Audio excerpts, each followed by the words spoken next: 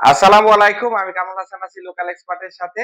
আমি এই চ্যানেলটাতে ক্রিকেট নিয়ে বেশিরভাগ কথাবার্তা বলি। তবে আজকে ক্রিকেট নিয়ে কথা বলব না। আজকে কিন্তু বাংলাদেশ ফুটবল নিয়ে কথা বলব।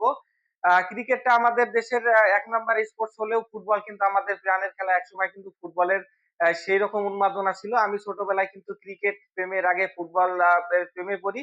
তখন কিন্তু ২০০৩ সালে আমার মনে আছে বাংলাদেশ কিন্তু সাব চ্যাম্পিয়নশিপ ট্রফি অর্জন করে ১ম বার। ওই ফাইনালে কিন্তু মালদ্বীপকে হারিয়েছিল বাংলাদেশ। সেই সময় কিন্তু কাঞ্চন ভাই, ফরহাদ, আরিফ খান জয়, আমিনুল ইসলাম এর মতো গোলকিপার ছিল। এরপর থেকে কিন্তু বাংলাদেশ ফুটবলে খেই হারাতে থাকে। আ মূলত কাজী সালাউদ্দিন যোগদান করার পরে কিন্তু বিভিন্ন অনিয়ম অবিচার আমরা দেখতে পাই। বাংলাদেশ ফুটবলটা কিন্তু ঝিমিয়ে পড়ে, পিছিয়ে পড়ে। এর সাথে কিন্তু সালাম মুর্শিদিও দায়ী ছিল। একটা সময় এমন অবস্থা হয় যে বাংলাদেশ ফুটবল কিন্তু ভুটানের সাথে হেরে কিছুদিনের জন্য নির্বাসনেও যায়। সেই ফুটবলটা কিন্তু আবার জাগতে শুরু করেছে। আপনারা সকলেই জানেন তার কারণটা অবশ্যই। হামজা চৌধুরীর মতো একজন সুপারস্টার কিন্তু বাংলাদেশ ফুটবলে জয়েন করেছে কিছুদিন আগেই।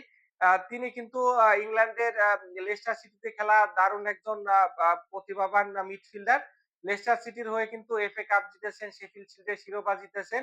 তো আ তার আ বা বাই বার্থ জন্ম কিন্তু এখানে সিলেটের হবিগঞ্জে।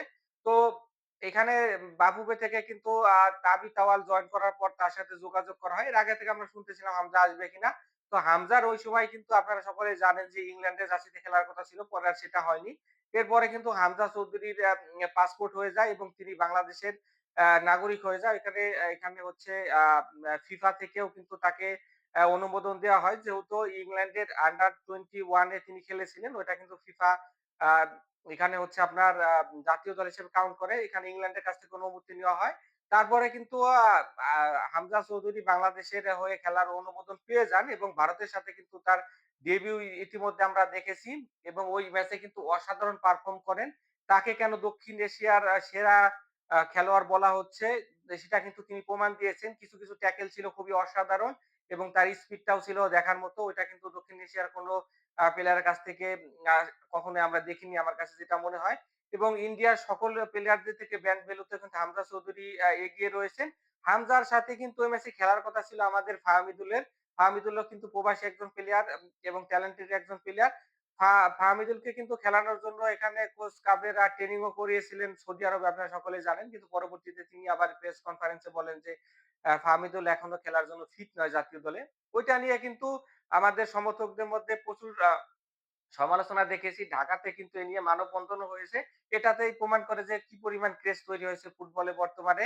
এরপরে আ আ কিন্তু এখন একটা গুড নিউজ রয়েছে। ফাহামিদুল কিন্তু এই সিঙ্গাপুরের বিপক্ষে ম্যাচ খেলবেন এবং ইতিমধ্যে বাংলাদেশের হয়ে কিন্তু তিনি প্লেয়ারদের সাথে ট্রেনিং এ জয়েন করেছেন। এরপরে কিন্তু শামিদ সোমের উপরে দৃষ্টি পড়ে বাফুফের এবং বাফুফে থেকে যোগাযোগ করা হয় শামিদ সোমের সাথে। ১ম এ কিন্তু শামিদ সোম রাজি হননি। কানাডিয়ান লিগে খেলা একজন প্লেয়ার এবং কানাডার ন্যাশনাল টিমে কিন্তু ২-১ টা ম্যাচ খেলে ফেলেছেন। তার স্বপ্ন ছিল কিন্তু কানাডান জাতীয় দলে খেলা। এর পরবর্তীতে কিন্তু তাবিথ আওয়ালার টিম আসার পর আবার তার সাথে যোগাযোগ করা হয়। তখন কিন্তু পজিটিভ একটা রেসপন্স দেন তিনি এবং তিনি ৫ টা শর্তের কথা বলেন। ওই শর্তের মধ্যে ছিল যে জুনিয়র পেতে কখন খেলা হবে, কোথায় খেলা হবে, পাসপোর্ট পেতে কতদিন লাগবে। এই কয়েকটা বিষয় ছিল। তো ওই সময় কিন্তু এখানে বিসিবিতে সরি এখানে বাফুফে থেকে তার সাথে পজিটিভ রেসপন্স দেওয়া হয় এবং পরবর্তীতে শামিদ সোমের কিন্তু পাসপোর্ট হয়ে যায়। ইতিমধ্যে ক্লিয়ারেন্স ও হয়ে গেছে এবং সবকিছু ঠিকঠাক থাকলে ২-১ দিনের মধ্যে শামিদ সোম কিন্তু বাংলাদেশে আসবে এবং সিঙ্গাপুরের বিপক্ষে ম্যাচেও তাকে দেখা যাবে। সিঙ্গাপুরের বিপক্ষে যদি শামিদ সোম, ফাহমিদুল এবং হামজা চৌধুরী একসাথে খেলেন তাহলে অন্যরকম কিছু একটা হতে যাচ্ছে বাংলাদেশ ফুটবলে। যেটা এর আগে কখনো কিন্তু আমরা দেখিনি। এবং ১০ তারিখের যে আমাদের সিঙ্গাপুরের বিপক্ষে খেলা রয়েছে, এই খেলার কিন্তু ০.৫ ঘন্টার মধ্যে টিকিট কিন্তু সোল্ড আউট হয়ে গেছে। আমার কাছে মনে হয় এখন ফুটবলে যে পরিমাণ ক্রেজ, যদি এখানে ১,০০,০০০ টিকিটও দেওয়া হয় তাহলে কিন্তু ১ ঘন্টার মধ্যে শেষ হয়ে যাবে। এটাই আসলে ফুটবলের আসল সৌন্দর্য। তবে এখানে আরো একটা পজিটিভ নিউজ আমাদের রয়েছে। এখানে কিউবা মিচেলের মতো একজন প্রতিভাবান আরেক প্রবাসী ফুটবলার কিন্তু ইতিমধ্যে পাসপোর্ট পেয়ে গেছেন বাংলাদেশে এবং সবকিছু ঠিকঠাক থাকলে আ তার ব্যাপারেও কিন্তু পজিটিভ সাড়া পাওয়া যাচ্ছে সব দিক থেকে।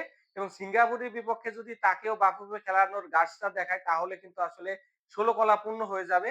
মিচেল এবং একই সাথে শামিদ সোম, ফাহমিদুল এবং হামজা চৌধুরী যদি একই সাথে লাল সবুজ জার্সিতে খেলেন তাহলে কিন্তু সিঙ্গাপুরের বিপক্ষে ফেভারিট হিসেবে আমরা মাঠে নামবো এবং এশিয়ান কাপ যে কোয়ালিফাইং এর ম্যাচ চলছে সেখান থেকে যদি আমরা কোয়ালিফাই করতে পারি। বাংলাদেশের ফুটবলে এ যাবৎকালে সবচেয়ে বড় অ্যাচিভমেন্ট হবে বলে আমার কাছে মনে হয়।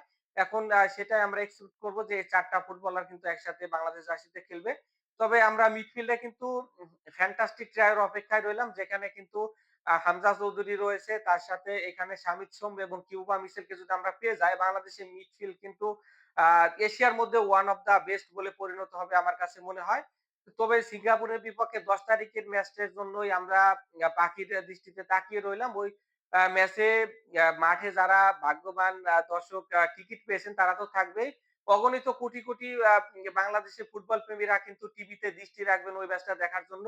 এ তো তাদের এই ৪ জনের হাত ধরেই বাংলাদেশ ফুটবলের বিপ্লব ঘটবে বলে আমার কাছে মনে হয়। আমরাও সেই অপেক্ষায় রইলাম। ফুটবল নিয়ে আরো কথা হবে, আপনাদের সাথে এনালাইসিস হবে। সিঙ্গাপুরের বিপক্ষে ম্যাচের আগে আমি আরো ভিডিও করব। এই সকল নিউজ পেতে লোকাল এক্সপার্ট চ্যানেলটাকে এখনো যারা সাবস্ক্রাইব করেনি তারা সাবস্ক্রাইব করে আমার পাশেই থাকুন। দেখা হচ্ছে নেক্সট ভিডিওতে। ততক্ষণ ভালো থাকবেন আপনারা সকলেই। আ বাংলাদেশ ফুটবলের সাথেই থাকুন। আল্লাহ হাফেজ।